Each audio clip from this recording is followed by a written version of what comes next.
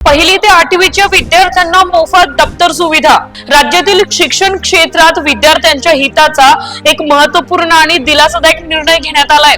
स्थानिक स्वराज्य संस्थांच्या शाळांमध्ये शिकणाऱ्या पहिली ते 8वीच्या विद्यार्थ्यांना आता मोफत दप्तर देण्याची घोषणा शिक्षण विभागाकडून करण्यात आली आहे। याचा लाभ एकूण 41,43,054 विद्यार्थ्यांना होणार असून शासनाने त्यासाठी 165 कोटींचा निधी मंजूर केलाय। शासनाकडून यापूर्वी विद्यार्थ्यांना मोफत पाठ्यपुस्तके, गणवेश आणि पोषण आहाराची सुविधा दिली जात होती।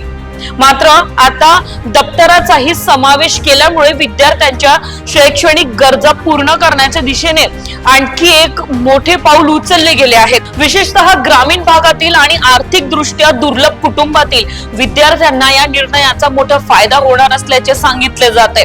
तर याच बरोबर मोफत दप्तर योजनेमुळे विद्यार्थ्यांची शाळेकडे ओढ वाढेल, शाळाबाह्य मुलांचे प्राण कमी होईल आणि शिक्षण अधिक सुलभ आणि सर्वसमावेशक होण्यास मदत मिळेल, अशी अपेक्षा शिक्षण क्षेत्रातून व्यक्त होतीये।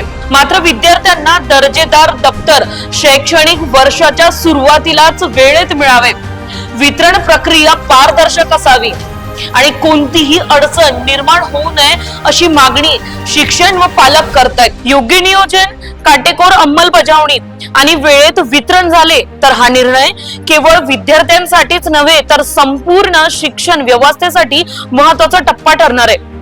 तर शिक्षण अधिक मजबूत, सुलभ आणि सर्वांसाठी उपलब्ध करण्याच्या दिशेने शासनाचे हे पाऊल निर्णायक मानले जात आहेत।